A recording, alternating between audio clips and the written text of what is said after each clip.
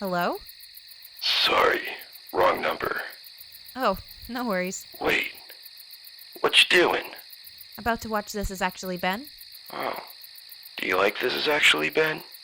Yeah. Do you? Yeah, I love his video on the slasher films. His what? You know, slasher films? About the charismatic killers? He hasn't done one on slasher films yet.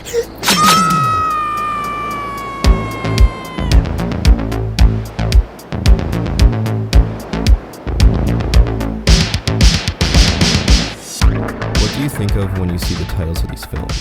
One image connects these films together. The image of a killer. A charismatic, maybe silent, maybe masked, knife, machete, axe, chainsaw, pickaxe, claw-wielding killer. A character that is created to be feared, to be gruesome, to kill innocent, unexpected victims. But they are the ones that we connect with, the ones that we remember, the ones we wear on our t-shirts, dress up as, and idolize.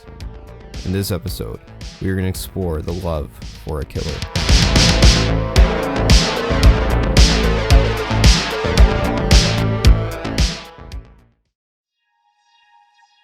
Slasher films have a very early influence in cinema, with the silent film The Bat in 1926 being one of the first slasher films to ever appear, depicting a tale of unfortunate victims being stalked by a killer in a horrifying mask, which sounds pretty familiar.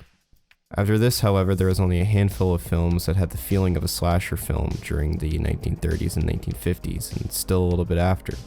Though in 1960, the Alfred Hitchcock film Psycho came out, paving the way for the modern-day slasher film, and soon to come splatter film. Splatter films walked where slashers will soon run. If you are with a young and impressionable child, please leave this auditorium for the next 2 minutes. The Gore Girls. A maniac is on the loose. A killer who... Filled with blood, gore, and nudity, it was an appeal to many audiences. The godfather of the film genre, Herschel Gordon Lewis, was bold in what he showed in film. He pushed the limits of censors. Then was the era of the grindhouse, which promised violence and sex on screen, which had popularity at an all-time high. The world was ready for the slasher genre. In 1974, Texas Chainsaw Massacre was released, creating the slasher films and opening up to the late 70s and 80s, to the golden age of slasher films. The slasher films we know and love. The ones filled with teens, camp counselors, premarital sex, booze, and, of course, blood. Hey, you want a beer? Or do you want to smoke some pot? Or we can have premarital sex. We love premarital sex.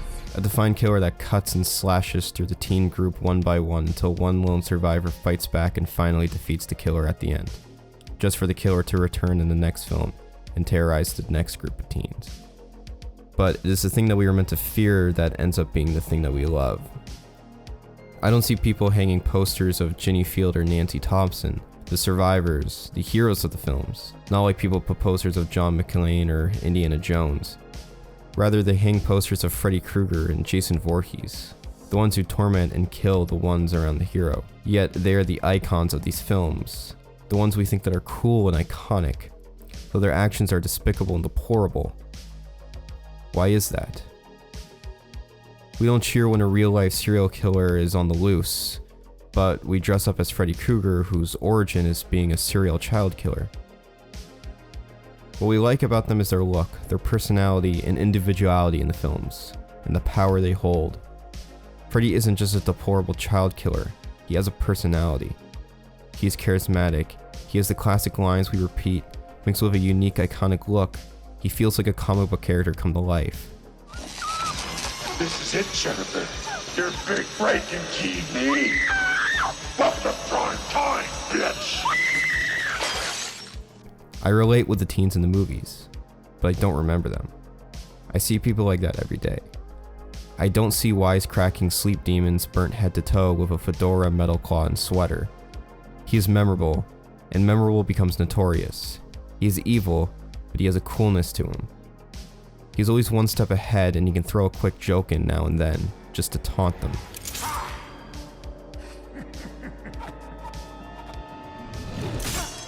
But what about the silent killers? It's the same formula. They have an interesting look that intrigues you. A man in a mining suit with a bloody pickaxe? Tell me more. A man with a hockey mask and a machete? I want to know his story. It's intriguing.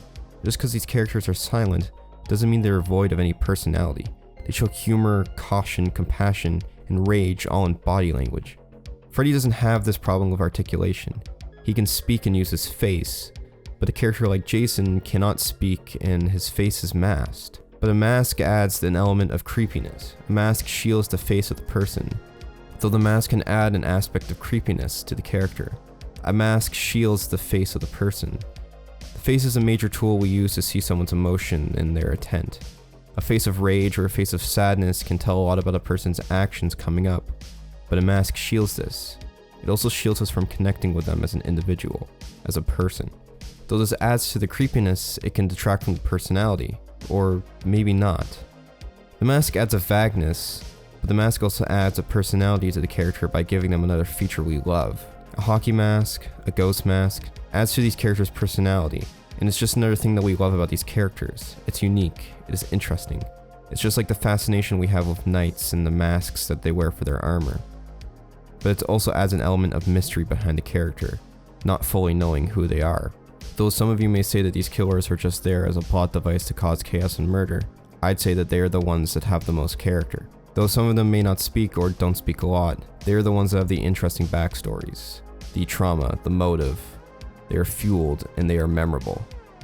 In Texas Chainsaw Massacre, Leatherface only speaks in grunts, but his demented look and grunts and movements of pain and suffering and torment, you understand the tortured soul he is. He is far more memorable than any of the other characters because of his appearance and of his mannerisms. These killers are the only subject that passes from movie to movie. A lot of horror series kill off their cast and bring in a new one next time, or have one character transfer over in a series. This doesn't recreate a memorable heroic face for the films, but the villains that loom over them the entire franchise creates the face of the series. Though this can happen with a hero like Ash in The Evil Dead, but like the other films, he doesn't go up against an iconic looking villain, but rather just smaller zombie creatures called deadites, just like a unique story-rich killer faces against plain teenagers that just want booze and sex. Neither of them are memorable. Though in the Scream franchise, the same cast is kept, with Neve Campbell being the star, but I don't think of Neve when I think of Scream, I think of Ghostface. The mix of simple but recognizable character design mixed with Roger L. Jackson's charismatic voice acting creates an iconic character for the series. You should never say who's there. Don't you watch scary movies? It's a death wish. You might as well just come out here to investigate a strange noise or something. Though played by multiple characters, these aspects create a profound entity of the killer of Ghostface. The killers, the evildoers, the demons are the ones we remember with these films. They're unique, they're over the top, they're dramatic, they're memorable. They are fascinations of what evil can be. They have interesting stories even though their stories are gruesome. Look at true crime documentaries and the love serial killer docs get, and how much they strive in popularity. There's always an appeal with the darker side, and these charismatic killers are our outlet in film. They slash, smash, and kill into our hearts.